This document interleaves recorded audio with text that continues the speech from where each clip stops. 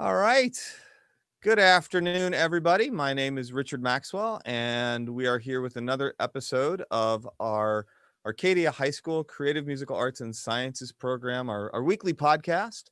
Very glad for you all to be joining us and whatnot. We actually have a special guest coming in just a little bit. Our new principal, Dr. J, is going to join us here for a little bit. And in the meantime, I am joined by our Inquisition panel. No, I'm just kidding. No, these are actually some wonderful folks.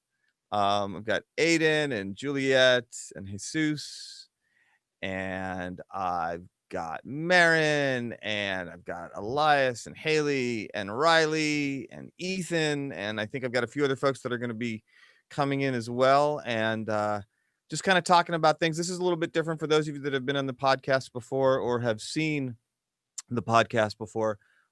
Thursdays, we've been live streaming shows every week. Fridays, we talk more about things like creative process and things that are a little bit maybe more into the weeds of how things get done rather than necessarily what is getting done. So anyway, I know that Dr. J is on his way. We are joined right now by another guest. I think I can speak for everybody when I say, let's see, where is and if you saw, yep, there are some applause coming in. There he is. There's the man. It is for your viewing and entertaining pleasure. It is my mentor when I first came to Arcadia. Yep. It is Eric Luce. I have learned pretty much everything from this man. Yeah. It took about a minute. It took about like 2.5 minutes, but we got pretty much everything. That's fair. That's fair. Yeah, I am his department chair and mentor. Yeah. There you go. Well, everyone behave yourselves because the boss is joining us. There he is. Dr. J, how are you, sir? Hello. How is everybody? We are doing well. We're so glad you could join us. Well, I'm glad to get the invite. Thank you. Yeah, no, we're glad you're here. I was going to boot everybody to the waiting room to just start chatting with you initially, but if you're cool with it, we'll just leave everybody in. And, the podcast, just for what it's worth, as we were just talking about, is just kind of, we like to talk about process and different things, different opportunities. And I know your time is very valuable and pretty busy these days. I can only imagine. I know I once joked with you when we first started speaking. I said that I could not quite tell if you were the greatest person on the planet or the craziest for taking on this gig when you did. So actually, if you don't mind, and I know you've probably done this like 1,000 times already, I was just curious, would you mind sharing a little bit about maybe where you came from? But I was actually curious, like, how did you find out about Arcadia? Like, how does one, like, hey, let's go to Arcadia as the principal? Like where was that from as a motivator? Well, yeah, I was, I had heard about, the opportunity, and I have, my wife works in the district. So, I had heard about the opportunity, and it just, I had a high school, I had a student, my son was going into high school at the school I was at. And, I thought it might be a little weird having, dad as principal. So it made sense to look for a new opportunity. And so, I'd spent some time in this community visiting events that have gone on at the feeder schools. And so, it was just a great opportunity, and it worked out. It just kind of, everything happened real fast, and it was definitely uncertain times with the quarantine at the time. This is back in April, so we were still completely at home, and to go through that whole process virtually was different, but very happy to be here. Everyone's been so welcoming. It's been great. I can tell you we are thrilled that you are here and leading the ship, as they say, or riding the ship. I don't know what the expression is, but it's been fantastic. Mr. Luce complains a lot, but that's just him. Why do we even come on this podcast every time? Why? No, Lies and slander. Actually, so I was curious. I know, and not to sound silly, I know as an administrator, obviously you are going to support all the programs and all the students on the campus. And I have to say, it's actually been pretty impressive to see you interacting with all of us as teachers and all the different things you've been part of already. That's a lot to juggle. I was just wondering though, do you, and if the answer is no, it's totally fine. But I know a lot of the students, when we were talking in classes earlier for the last week or so, as I said, Dr. J is going to be part of this and he's going to come on the podcast. It's going to be cool. And you invariably, one of the first questions is, does he play any instruments, or does he sing, or does he have any background in music of any kind? Unfortunately, I do not. My wife though does. She is a cellist, and she played from a young age all the way through, was in the orchestra, got a scholarship to NAU for playing the cello, and was in the orchestra there. She used to play weddings kind of on the side, and she used to also play in, there was an orchestra, I want to say it was like at Phoenix, Paradise Valley Community College. I think they either they used that venue or was through there.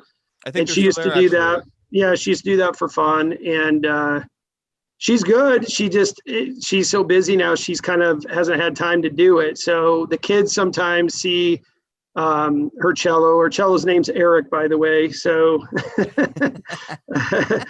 it's I don't know how she named it, but she's got but when the cello comes out, the kids get very excited to see her play because she's still really talented with it. She can kind of get it going right away. So no, I don't have a background in it, but I'm very supportive of the arts though. Well, no, and I can attest to that. You've been incredibly supportive of this program in particular, and these kids and what we do. So let me ask you this then. Kind of a cliche, but now I'm just kind of curious. The quote desert island question. Trapped on a desert island, and you can pick, let's say, three albums to have with you. Well, so my music taste is kind of torn. I grew up in an era where, there was the 80s hair metal scene, and so I hear that. So I'm a big fan of all those bands, and then also during teenage years, the grunge era came, and so there was this transition, and I kind of just always liked both.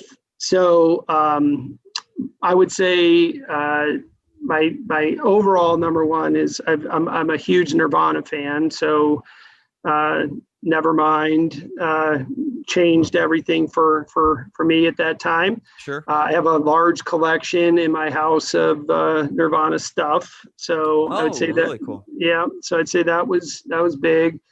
And then, gosh, I'm trying to think of, so them, I liked Allison Chains a lot.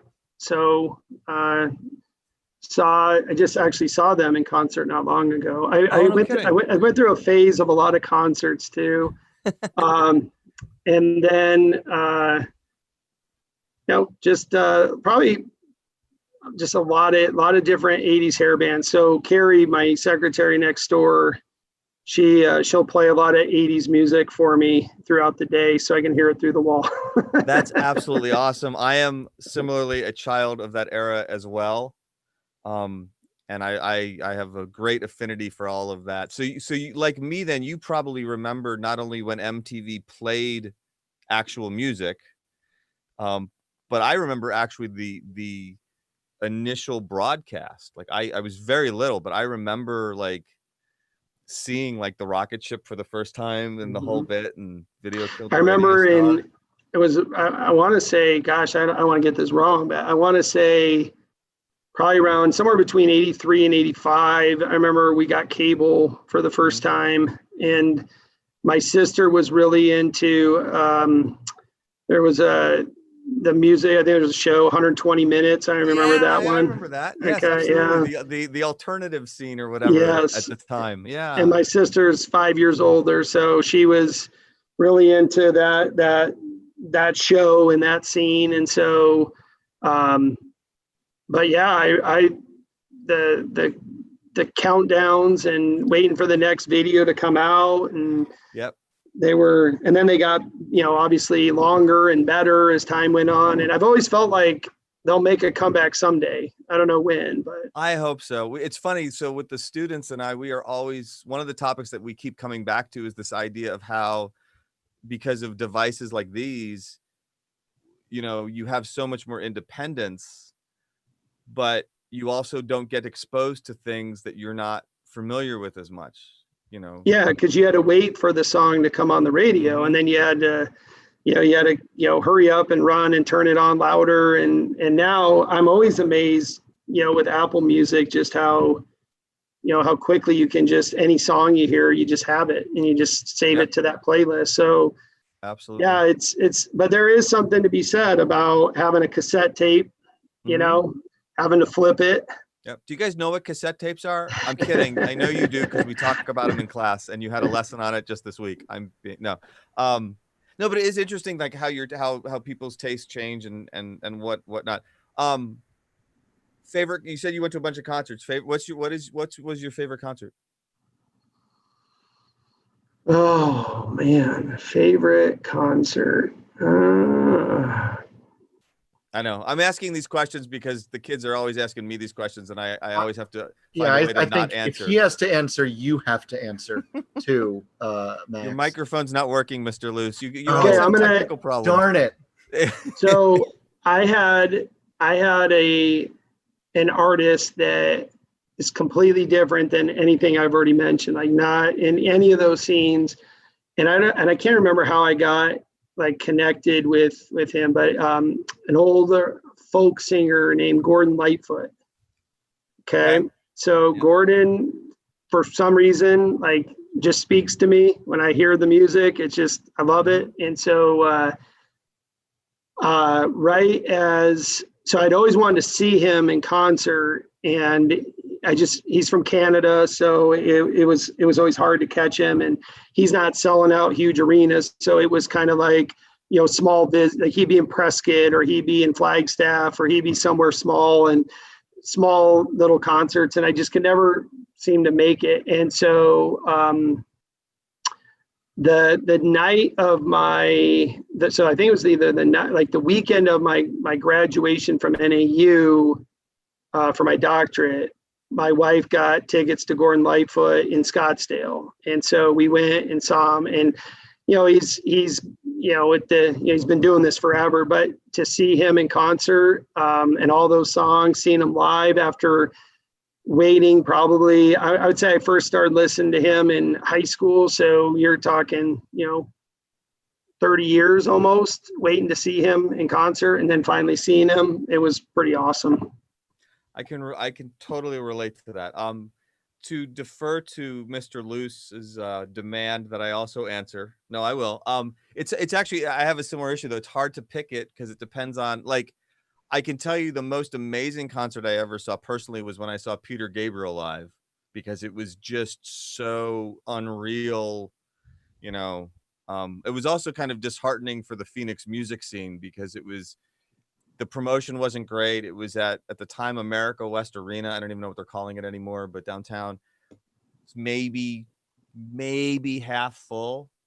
But what was cool, and I'd never seen an artist do this before, a major artist, he introduced his own opening acts. Like, he walked out on stage and actually was there, introduced them. And because it was Peter Gabriel, it was these really, like, one was the Blind Boys of Alabama. I don't know if you've ever seen them or not, this gospel group that was just mind-blowing. And then the other one was a father-son duet who I cannot remember their name, but they were from some like sub-Saharan part of the sub-Saharan continent, And he introduced them by explaining, he's like, I know in America we're very big on like what's the in thing. He's like, but people are always asking what inspires me personally.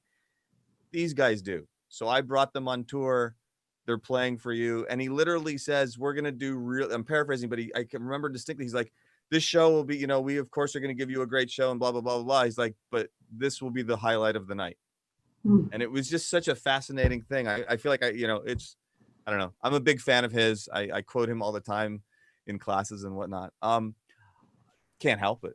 I think the guy's brilliant. The other thing I will say about a performance that relates to students in some respects was there's a guy, I think he still lives in San Diego, and his name is, he goes by the name Big Toe. He's a blues guitarist and singer. And everybody should look him up. It's fascinating. He has no arms. And when you hear him play, if you close your eyes and don't watch, you would think you are listening to one of the most emotive guitar players you've ever heard in your life. And then you watch him play and he's doing it with his feet. It was one of the most breathtaking performances I've ever seen in my entire life for probably self-explanatory reasons, but it was really, really cool. I want to throw this open to my my colleagues here, my students here, and to Mr. Luce for that matter. Anything you'd like to ask our new principal regarding music or creativity? Or actually, I'm sorry, I do want to ask one more question first. I'm so sorry. I know you have a bulldog that you love and take for walks and stuff, and I know you said that you don't personally play any instruments, but do you have any? And it's I'm just curious. Do you have any hobbies that are like, in all of your copious free time right now? Haha. But where you get to kind of like, just like, I don't know, make something or I mean, it could be anything, or just something you do to get away from the. Well, right now it is a lot of time with the bulldog. His name's Frank, and Frank was a therapy dog. He was starting his therapy dog life. So he was a puppy last year, and he was on his way to getting certified, and was making his appearance at school and trying to, he was great. He did a nice job. And then we had all the training done and he was doing really well. And then when the quarantine started, he just lost everything, like lost all his training. He doesn't follow any rules anymore.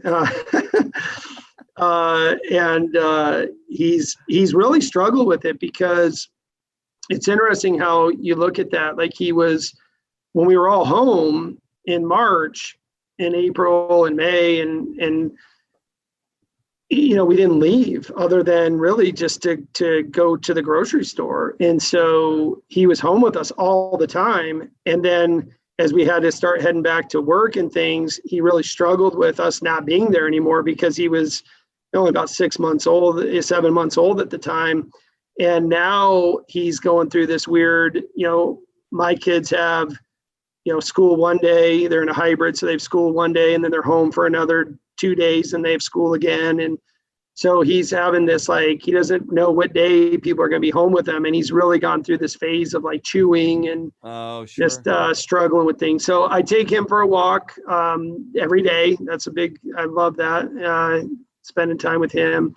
I play basketball when I can. It's been hard now. We haven't been able to play since March, so that's been hard to do. And I like to write. I like to write a little bit. Mainly what I've done is academic stuff, but have also a desire to write beyond that. So I like to sit down when I have time and do that. That's really cool. Any of that ever turn into any sort of like prose or poetic kind of lyrical stuff? No, not like that. My wheels my brain is habitually turning with ideas. Yeah, I think if I had more time, that would be something that, creative writing is, I like. I have the one thing I have published is just on school safety, which was my dissertation topic. But but no, that's not relevant these days. Haha. I do. I try to do as much as I can with that, and I like to, the kids. I like, we have a lot of fun.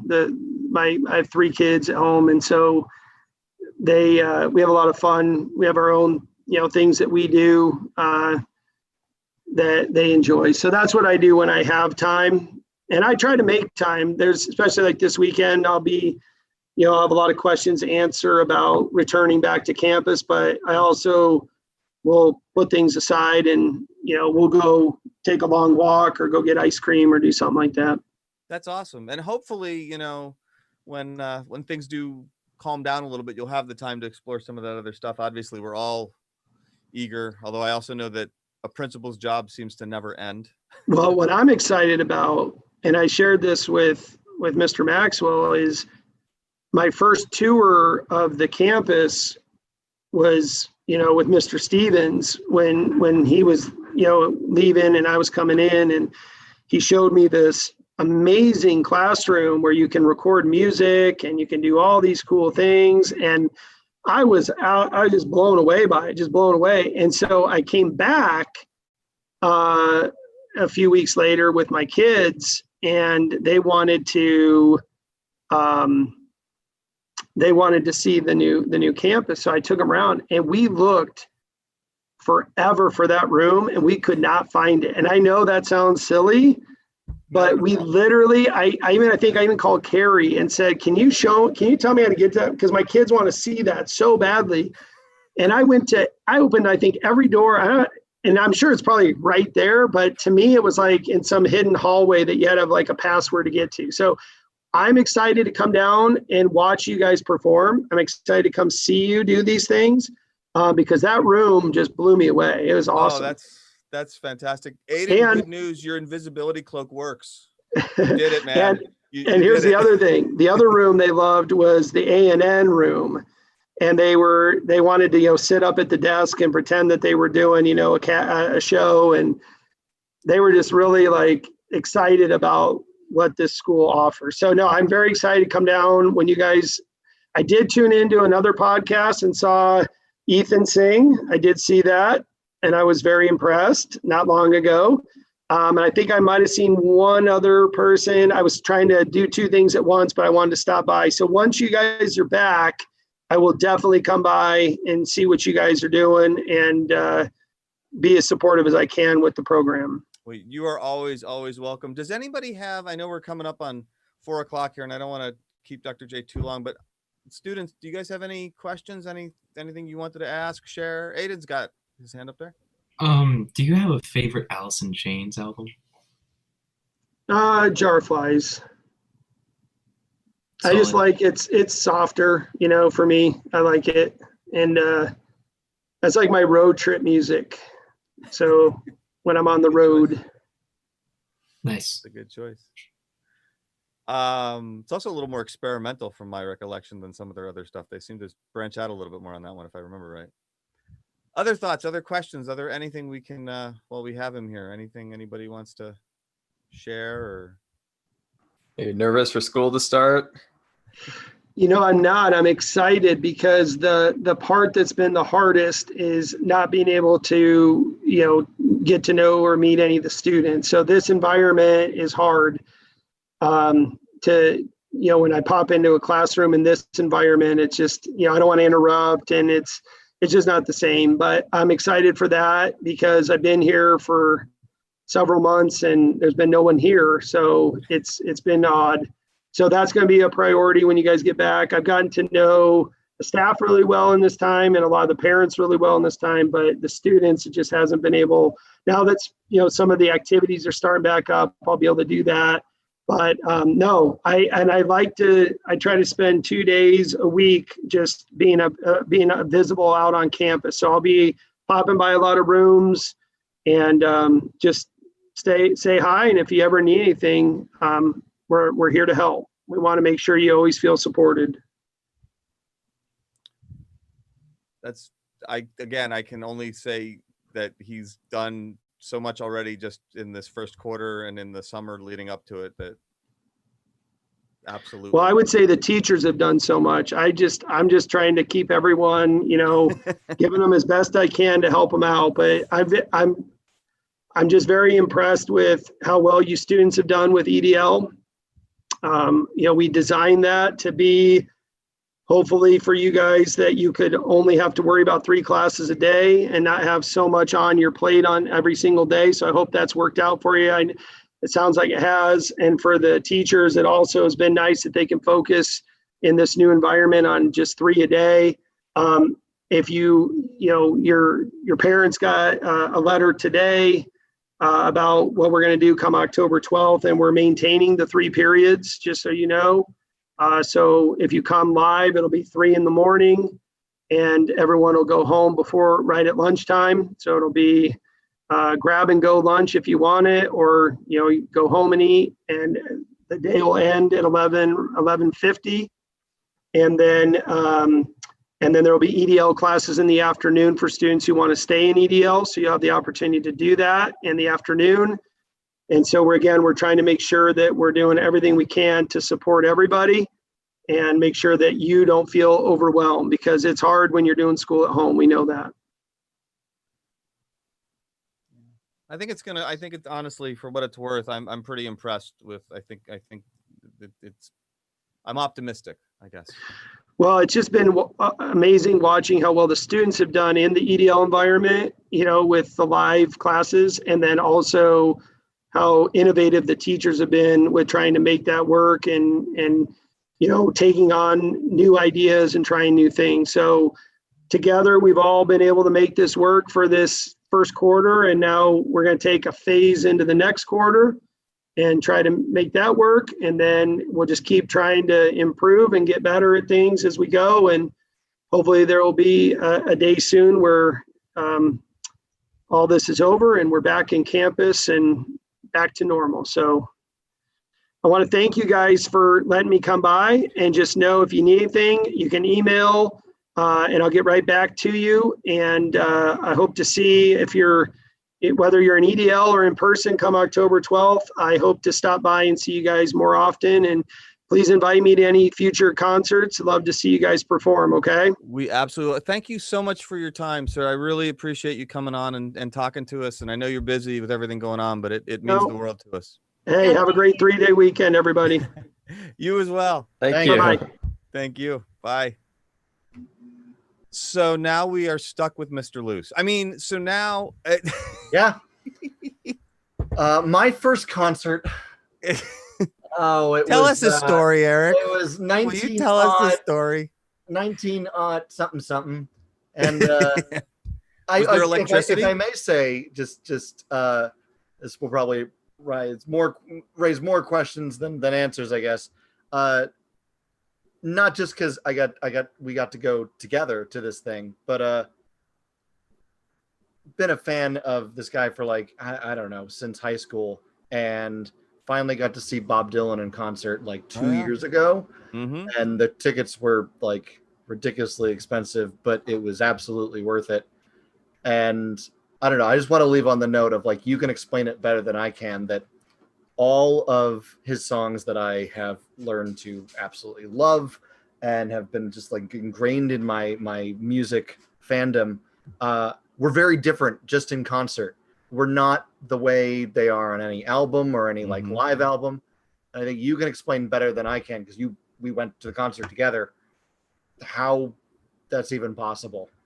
Because I still enjoyed it thoroughly. Yeah. For what it's worth, if you guys ever get a chance to see Bob Dylan, it's worth it. I mean, I know there's this issue of like a generational thing, but it was fascinating. Just like Mr. Luce was saying, like he did so many classic songs, but he had reimagined them. And the way, like, the other thing that was really cool, especially for those of you that are performers, they were calling the set. He was calling it in the moment. I'm convinced that there might have been a here's the song we're going to open with, and here's the song we're going to end with. But he was either walking around the stage between each song, telling them which song he wanted to do next, or my other theory, if you recall, Mr. Luce, he was telling one part of a joke to each person. Yes. And then every song he'd go back to like, anyways, the horse was blue. Right. And then, because my theory was that he was telling the joke, and then the concert ended when he got to the end of the joke. Yep. It was a long setup, And then when he finally got to the punchline, it was okay. Now we'll do our last song and go home. And then even strikingly, but not surprising at all for Dylan, but like still as a fan, you're sort of offended, but then offended by yourself, is he didn't talk to the audience once. There was no like, we're going to play some songs here and it's going to be great. Thank you for all coming out here. Nope, he didn't care. He just walked on stage and did his thing. He did not address the audience or even look at us once. Like, you are separate from whatever he is doing on stage. See, that's interesting. Okay. So I know we're pushing up on time here, Yeah, but as long as we're no, because this is actually good for everybody that's on this call to answer. Maybe I've seen a few artists do this, but very few of them do it credibly. I took it more as you paid money to hear my songs. You did not pay money to hear me. Sure. Now you could argue that some people would say, of all artists, actually, Dylan, we did pay money to hear you tell us things and whatever else. Right. I don't know. I think to some extent, I think he's tired of. I wrote a short little blog post a few months ago about him because I had sort of rediscovered him recently. I think certain artists, the pressure.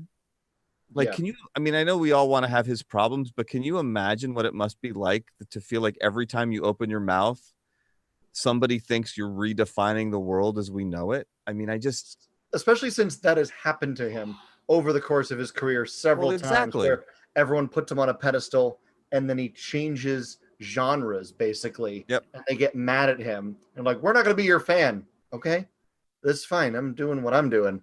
I could absolutely say, I wasn't offended. It was almost like, have I been doing concerts wrong? Have I been expecting the wrong thing from concerts? Can you guys imagine as performers going out on stage, not only being booed, but almost like, that was a good night? How do you know? Because the boos were louder than last night. I mean, like literally, right. There have been points in this man's career where they were like deliberately trying to push. I mean, but it's interesting. You know, we talk about this a lot in class, and I know, Mr. Luce, you talk about this with your film students. This idea of trying to get a message, like, what are you trying to say with what you're creating? Like, what's the goal? I do think there's something really fascinating about that idea of, an artist who's willing to say, it's not that I don't appreciate you as fans, but let's keep moving. Yeah. And then when the fans don't want to, he's like, okay, well, now you have a choice.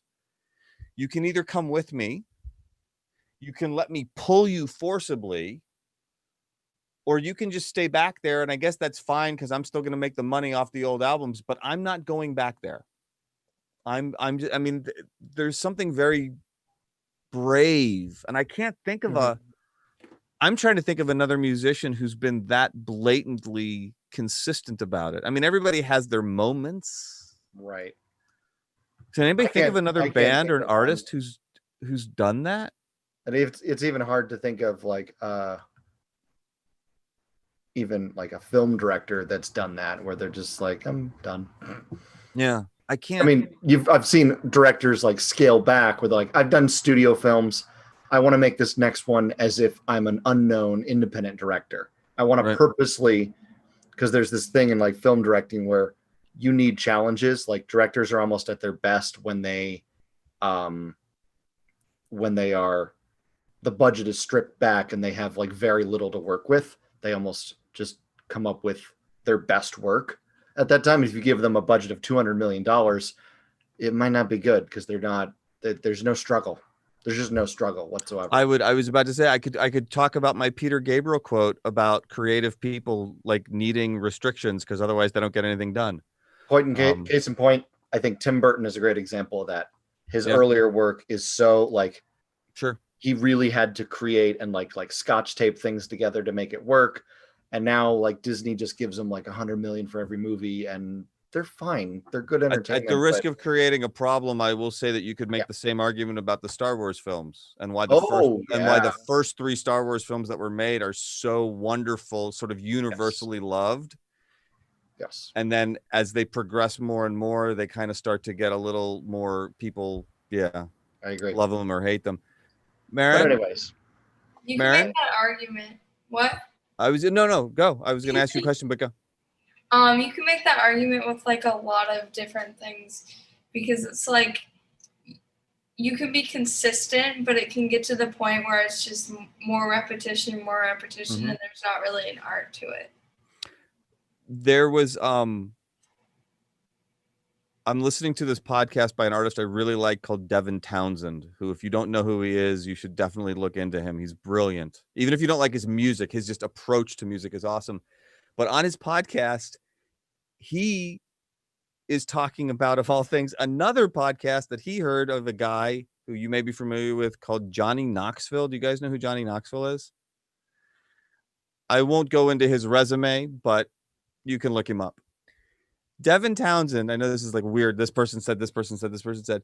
He's talking about the fact that he's like, yeah, I was listening to this interview with Johnny Knoxville of all people, and he said the most brilliant thing. And what he said, what he relayed was, I thought this was fascinating. He goes, Johnny Knoxville was, they asked him about, are you ever afraid of failing given the high risk things you do? And he goes, the response apparently was, if there's not some element of risk or element of failure in what you're trying to do creatively, then you're not trying hard enough. Like if it's always safe, back to your point, Mr. Luce, I think there's a lot to that. I think people are the most creative when it doesn't all quite work the way you expect it to. You know, I mean, you don't want it to like sabotage it, but I think having things like where you have to reconsider stuff, that it's what in film, there's the idea that your film dies 3 times, tragic deaths. Maybe there's 4 really. There's what you have in your mind of like, I got this great idea, and then you put it on paper and it's slightly different. And then you take that, what's on paper, and you film it, and it's tragically different sometimes. And then you take what you filmed and you go, well, now I got to edit it together in post-production, and it's a wildly different film. Not bad, and you would hope it, is kind of a ramp up to like positivity, or just kind of it's different. It just changes, and that's okay, because that's the journey. Well, that's very true. That's very true. And it's interesting that relates completely to music. Real quick, here's what I'd like to do, because we are going to run out of time. I'm sorry about that. And I have to go pretty soon. No, you're, and I appreciate you being here. I am curious though, could I get each one of you to give me, or give us an artist that you would classify as truly, and however you want to interpret this, there's no right or wrong, that you would interpret as truly experimental, somebody that you would argue is a unique or different, or their approach is not the norm. Think about it. So for me, mine would be Fat Freddy's Drop. It's this Brazilian band that creates really interesting music. I just like it. What's different about it? Like, what's the 30-second version of why they're different? Okay, so they just switch up the styles within the song, and it just works so well on most occasions. I just like it. That's cool. I apologize. I have to dip out. No, I appreciate you being here, Mr. Luce. Thank you, guys. You guys are awesome. Oh my gosh, I didn't realize it's 10 after 4. Mr. Luce has to go get his dinner. The early bird special. Yeah, they do run out at He's got to go get his dinner, because the old Golden Corral. Buffets are a good idea. He doesn't want to be late. He needs his special seat. I get it. I respect that. All right, thanks. All right, bye. No, but thank you. Thank you, sir. All right, bye. Thank you. Real quick. So Ethan, actually, that's really cool. Riley, are you still there? I don't think yes. Yeah, can you not see me? We can't see you, but we can hear you. Oh no. Yeah, the hotel literally has no internet here. Like there's nothing shows up when you try to connect to the internet. So that's I'm going completely off data. Sorry. That's all right. Have you No. Oh my gosh, I didn't want you to be using your data, but you've heard us, right? Yes. No, I've been here the whole time. Oh, cool. Okay. So do you have a well, who wants anybody? Who's got another artist that they consider experimental? Elias? You got one? I was going to go, but Marin raised her hand. Oh, either way. You can go first. All right, thank you. So I was going to say Jacob Collier. Jaden's talked about him before, because I think Jaden really, really likes him. He's, the way he, uses, rhythm and just different genres. Like there's no like specific genre I could place his music into, just because every song is like super unique from the other. And in general, the way he uses rhythm is super cool. He's so talented. Let me ask you something about Jacob Collier, and just in general. He has, on some levels, crossed over to mainstream popularity, which is, I don't begrudge him that at all. Does that, by definition, take away from his experimental status? I don't think so. Can you still be experimental if the mainstream public embraces you? As long as he's not like letting that, like the way like you were talking about Bob Dylan, like he's, I mean, I guess mainstream, but he still doesn't like stick to one sort of box just because that fan group is saying he should. Right. So as long as like Jacob Collier continues to make music the way he's always made music, I don't see why it would take away from that. Right. No, and that's fair. This is the punk rock conundrum. Right. You know, pure punk rock is supposed to be anti-establishment, right. But what happens when the punk rockers become the establishment? Yeah. You know, it's very, no, it's definitely something to think about. Cool. Who else has got one? I'm not gonna like, is that for a test? I'm just curious. Anybody else got one? Marin, you had an artist you wanted to. This is a weird example, but they're more like they're a YouTuber. They're Daniel Thrasher. Okay. Yeah, he makes like he plays piano and also does. I love him so much. Yeah. Yeah, I love Daniel Thrasher.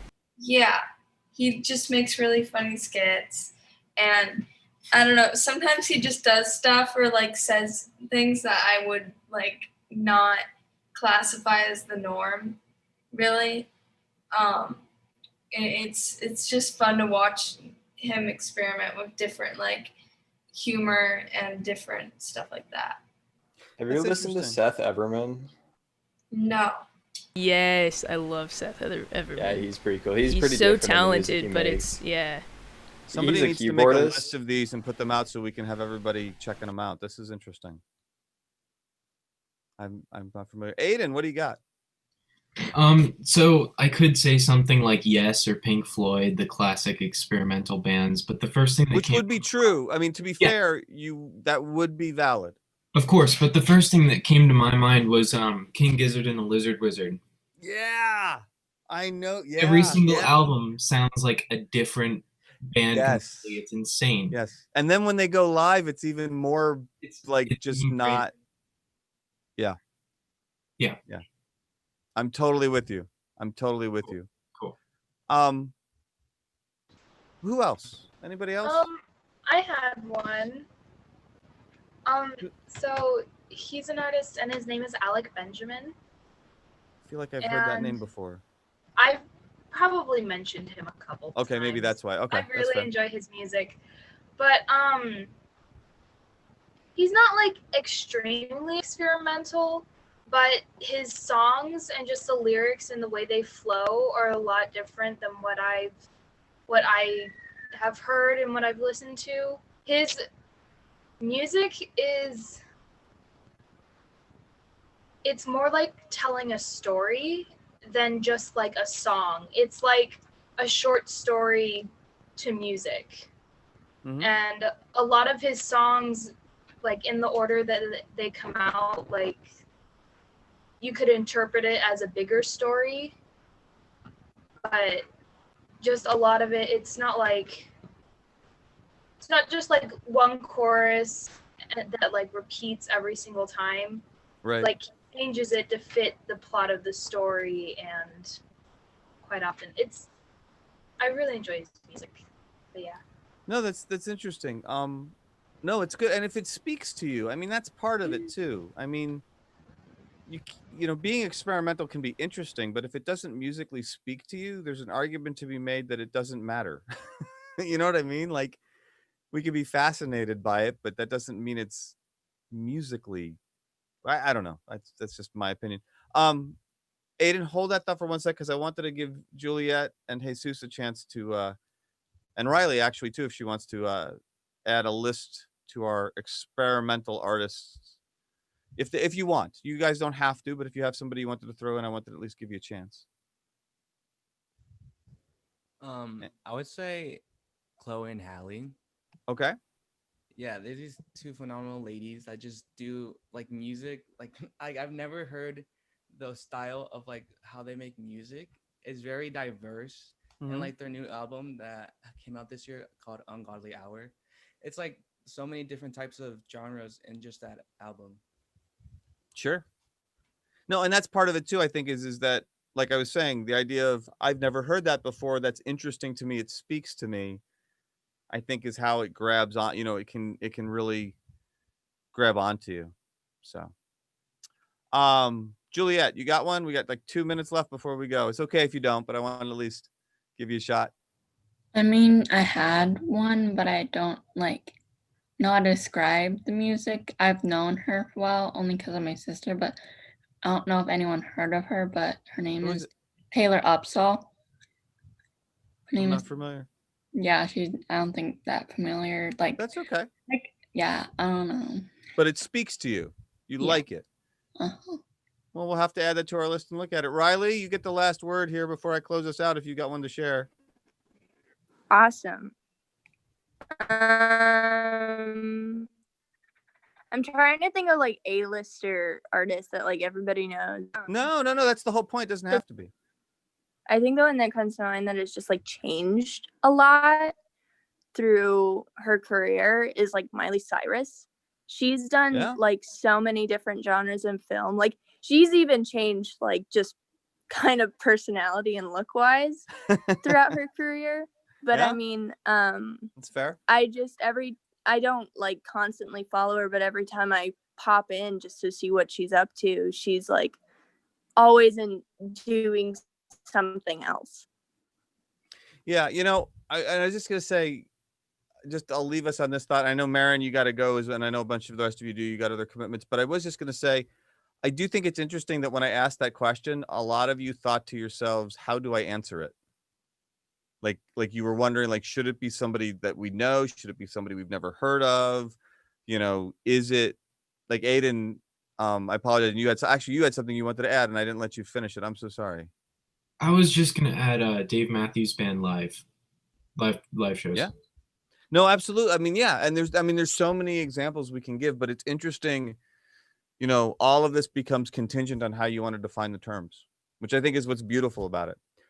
I want to thank all of you for being on today. It's so cool talking to you guys. I love doing these with you. I am also extremely grateful to Mr. Luce, and particularly to Dr. J for coming on and for sharing a little bit with us. And just, again, this is a great gig. And I thank you guys all for being here and for doing stuff with us. And have a great long weekend, everybody. And we will see you all next time. Bye-bye. Bye. All right.